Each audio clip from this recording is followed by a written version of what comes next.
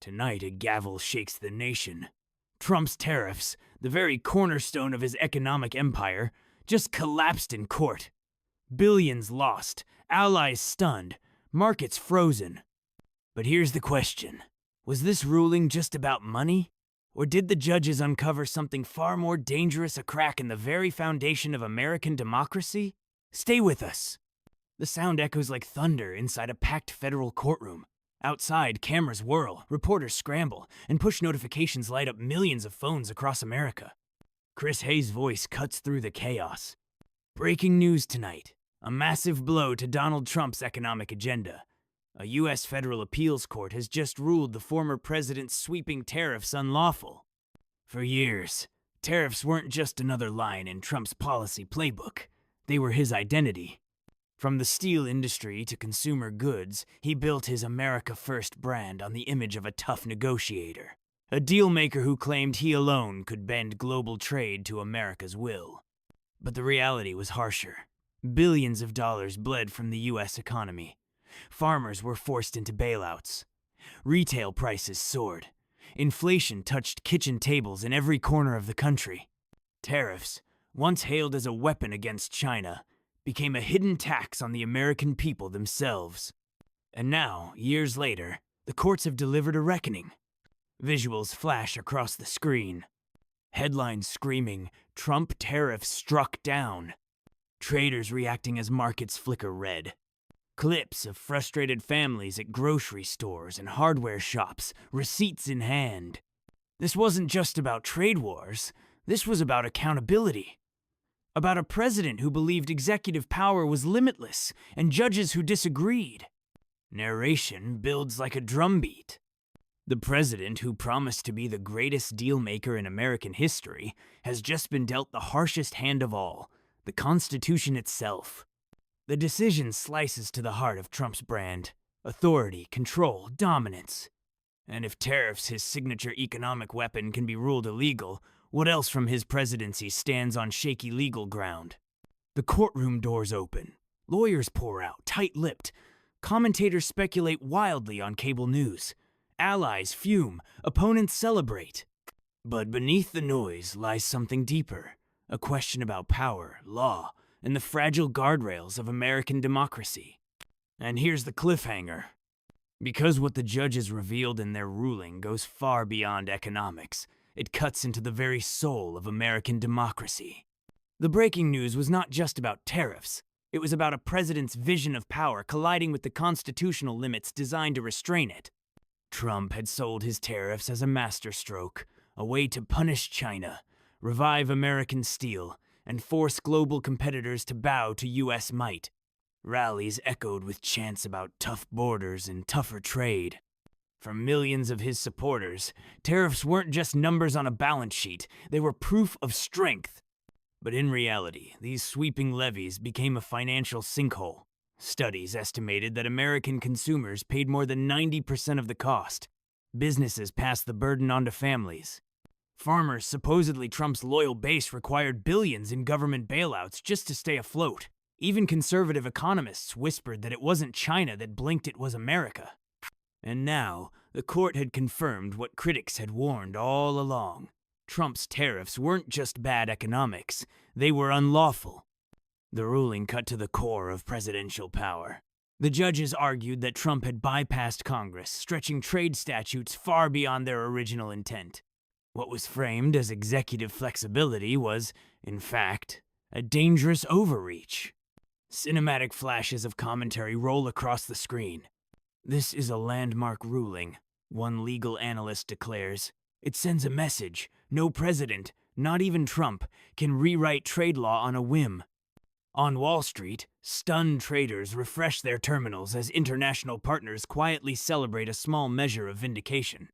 Meanwhile, Trump allies howl on cable news, calling it judicial activism, but even they struggle to deny the blow. Here's why this moment matters. This wasn't just another court battle. It was a referendum on the balance of power itself. If Trump could slap tariffs on billions without oversight, what else could he do unchecked? Today it was trade. Tomorrow it could be speech, surveillance, or war. The ruling illuminated something deeper, a president testing the edges of constitutional authority, and judges finally drawing a line. And as this verdict reverberated, its timing carried an electric charge. America wasn't just living with the economic scars of Trump's trade war, it was staring down the possibility of his return to power. Would this ruling serve as a warning sign or a rallying cry? On social media, the divide was immediate. Tariff truth trended alongside witch hunt. Economists posted graphs showing billions lost. Trump supporters blasted memes painting the judges as deep state traitors. But under the noise, one chilling question lingered. If the courts had to step in now, after years of unchecked authority, how many other Trump-era policies still rest on crumbling legal ground? The tension builds like a drumbeat. This isn't just about trade. It's about democracy's guardrails and whether they'll hold the next time a president decides to bend them. Narrator's cliffhanger. Because if a single courtroom ruling could shake the foundation of Trump's economic legacy, imagine what happens when the next case targets the very core of his power. To understand why this ruling landed with such force, you have to rewind to the heart of Trump's presidency, the so-called trade war. From the moment he descended the golden escalator in 2015, Trump framed himself as the ultimate dealmaker. "Only I can fix it," he boasted, promising to tame global markets and bring American jobs roaring back. His tool of choice? Tariffs. Tariffs became more than policy. They were theater. Trump didn't just announce them at press conferences. He treated them like a flex of raw power. At rallies, he waved his arms and thundered, "We're finally making China pay." The crowds roared as if he had single-handedly conquered a foreign enemy. But behind the bravado, the picture was very different. The reality of the trade war. When Trump slapped tariffs on steel, aluminum, and billions of dollars of Chinese goods, he framed it as a game of leverage. China, he claimed, would fold quickly, rushing to the negotiating table. Instead, Beijing retaliated. Farmers in Iowa suddenly couldn't sell soybeans. Manufacturers in Michigan faced skyrocketing costs. Small businesses saw supply chains shredded. The very people who cheered Trump's promises were left drowning in bills. And in an irony that economists pointed out again and again, China didn't pay the tariffs American consumers did. The Peterson Institute for International Economics estimated that households ended up paying thousands more each year. Inflation crept upward, and instead of returning jobs, many factories shed them. The administration tried to plaster over the wounds with multi-billion-dollar farm bailouts, but even those were a band-aid, not a cure. The hubris factor? For Trump, none of this mattered. He painted every loss as a win, every retreat as a victory. When farmers cried out, he promised them they'd thank him later. When manufacturers cut jobs, he blamed China, not his own policies. When economists warned that he was misusing trade law, he dismissed them as globalist losers. In Trump's narrative, tariffs weren't a policy to be debated, they were proof of strength. To challenge them was to challenge him personally. And this is where hubris crept in. Trump wasn't simply waging a trade war, he was waging a war on the very concept of accountability. How he got away with it? Trump leaned heavily on an obscure section of trade law. Section 232 of the Trade Expansion Act of 1962, originally intended to let presidents act quickly in true national security emergencies, Trump twisted it into a blanket justification. Steel? National security. Aluminum? National security. Washing machines? National security. The pattern was obvious. If Trump wanted tariffs, he'd simply claim America's survival depended on them. And Congress, fearful of confronting him, largely stood back. The Republican Party, long champions of free trade, swallowed their principles in silence. This left Trump freer than any modern president to remake the economy in his own image, and he reveled in it. The cracks appear, but even as he boasted about winning big, cracks began to show. By 2019, economists across the spectrum, left, right, and center, were pointing to the mounting damage. U.S. job growth and manufacturing slowed. Global partners formed new alliances, shutting out American companies. Farmers watched their markets vanish to competitors from Brazil and Europe. The easy-to-win trade war was looking more like a quagmire. Yet Trump doubled down. "I am the chosen one," he famously declared to reporters, gesturing to the sky as he defended his tariffs.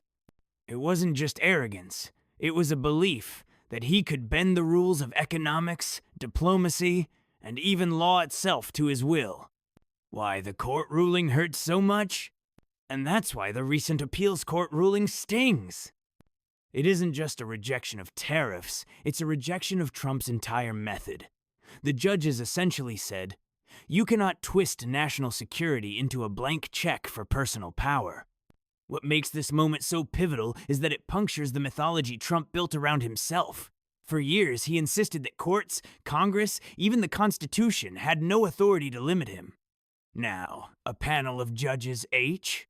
Cable news blared countdowns to the next court filings. Social media pulsed with hashtags, tariff takedown, checks and balances, Trump fees the Constitution. And ordinary Americans, whether for or against Trump, found themselves drawn into a debate that felt less like policy and more like destiny.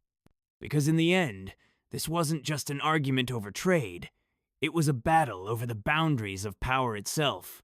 Narrator's cliffhanger line for this section. The appeals court ruling didn't settle the fight, it lit the fuse. And what came next would shake not just Washington, but the foundations of America's democracy. The gavel may have slammed in the appeals courtroom, but the echo carried far beyond marble walls.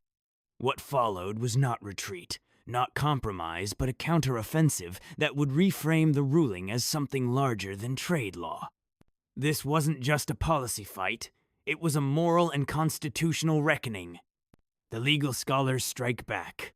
Within hours of the decision, law schools across America lit up with emergency roundtables and late-night webinars.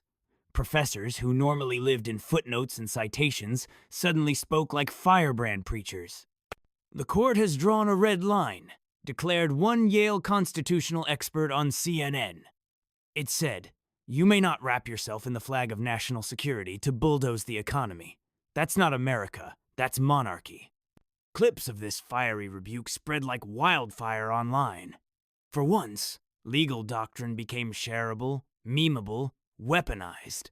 A trending tweet summed it up in just 9 words. Tariffs struck down, democracy won, authoritarianism 0. And the people listened. Activists grabbed the moment. By the weekend, activists who had long battled Trump's trade wars took to the streets. In New York, protesters gathered outside Trump Tower, holding mock tariff bills that showed the hidden costs Americans had paid: higher grocery prices, car costs, electronics. One oversized placard read, "Trump's tariffs, your inflation." In Ohio, steelworkers split. Some praised Trump for trying, but others admitted the tariffs never saved their jobs, they only raised prices downstream. Local organizers recorded testimonials of small business owners who had folded under the weight of import costs. Their videos went viral, shared under a new hashtag, Truth Over Tariffs. It wasn't just an economic critique, it was moral framing. Trump had cloaked his tariffs in patriotism, but the ruling stripped that away. Now, activists painted him as a politician who gambled America's prosperity and lost. Congress steps into the ring. On Capitol Hill, Democrats sensed opportunity. Representative Jasmine Crockett, fiery and direct, delivered a floor speech that would loop on every network. She didn't hide her smirk as she looked straight into the camera. Donald Trump wanted to play king. Today, the Constitution told him, "Sit down, you are not above the law." The chamber buzzed. Republicans jeered, Democrats clapped, and Twitter exploded. The clip was spliced, subtitled, and replayed millions of times. Even some Republicans, weary of Trump's chaos, broke ranks. Senator Lisa Murkowski, usually cautious, admitted in an interview, "These tariffs were always shaky. This ruling isn't just about Trump, it's about restoring checks and balances." It was a rare crack in the GOP wall, but one that mattered. The symbolism crystallizes. The counterattack reached its crescendo when MSNBC aired a split-screen segment. On one side, Trump raging at a rally, declaring the judges traitors. On the other, a montage of ordinary Americans counting the costs of tariffs. A farmer in Iowa. I lost my biggest buyer in China. A factory owner in Michigan. I couldn't afford the steel anymore. A single mother in Texas. Groceries went up every week. I was drowning. Then, over the footage, Chris Hayes' voice cut in with the sharpness of a verdict. Donald Trump said he was a deal maker. The court showed the deal was a con and the American people paid the price. The symbolism landed like a hammer.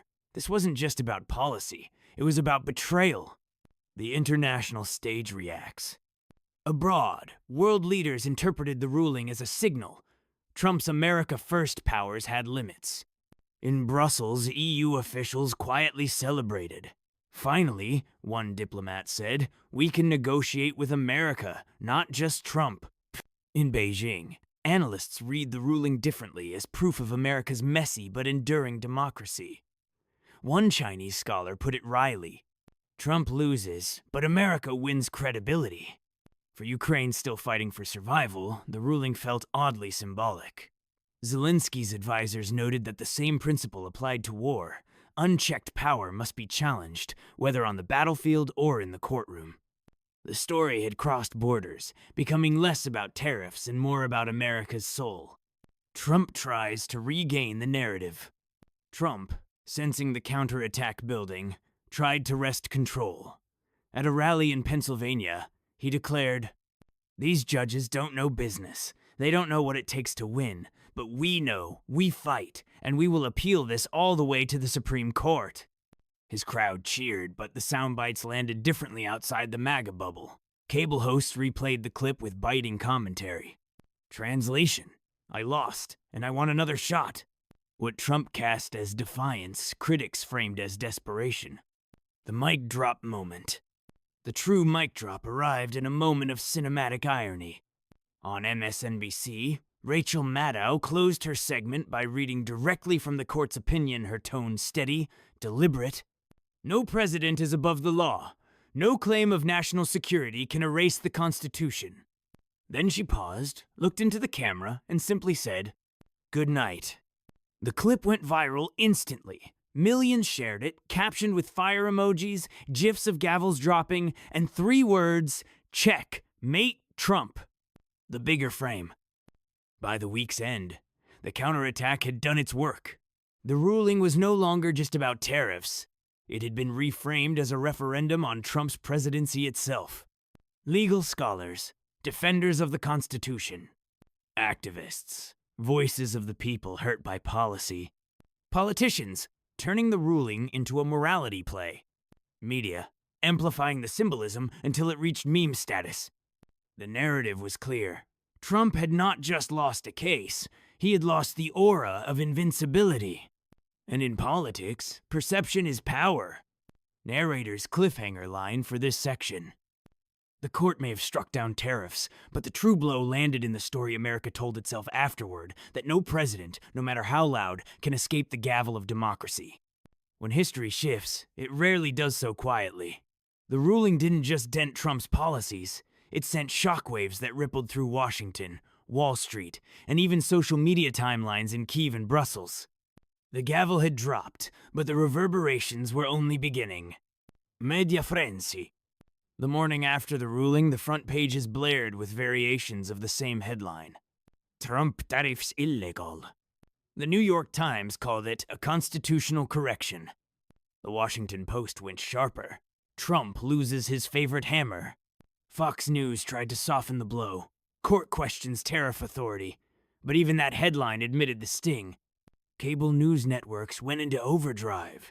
MSNBC replayed Maddow's good night clip on a loop, while CNN produced slick montages showing Trump's past boasts about tariffs alongside the new ruling text. On social media, hashtags divided into 2 camps. Tariff fail trended with mocking memes of Trump as a tariff king dethroned. Meanwhile, MAGA loyalists tried to rally around Stand with Trump, though their energy felt defensive, even exhausted. The ruling wasn't just legal, it became cultural currency. Wall Street's nervous dance. Markets responded in the only way they know how, with jittery panic followed by opportunism. The Dow dropped sharply on news that years of tariff structures could unravel. Tech and auto stocks spiked as investors anticipated cheaper imports. Steel and aluminum companies plummeted. A CNBC analyst summed it up with biting clarity. Tariffs were Trump's brand. Markets just priced in his loss. Behind the numbers, CEOs scrambled to recalculate supply chains, while small business owners felt a strange mix of relief and confusion. For years, they had shouldered higher costs quietly. Now, they wondered if refunds or rebates might follow, or if chaos was the only certainty ahead. Washington in turmoil. On Capitol Hill, the ruling immediately shifted the battlefield. Democrats smelled blood. Hearings were scheduled within days, with witnesses ranging from economists to small-town shopkeepers. Their message: Trump's economic legacy wasn't just unconstitutional, it was destructive. Republicans faced a dilemma. Some doubled down, echoing Trump's line that the courts are against the people, but others privately admitted exhaustion. "We defended tariffs we never believed in," one GOP aide confessed off camera. "Now we look like fools."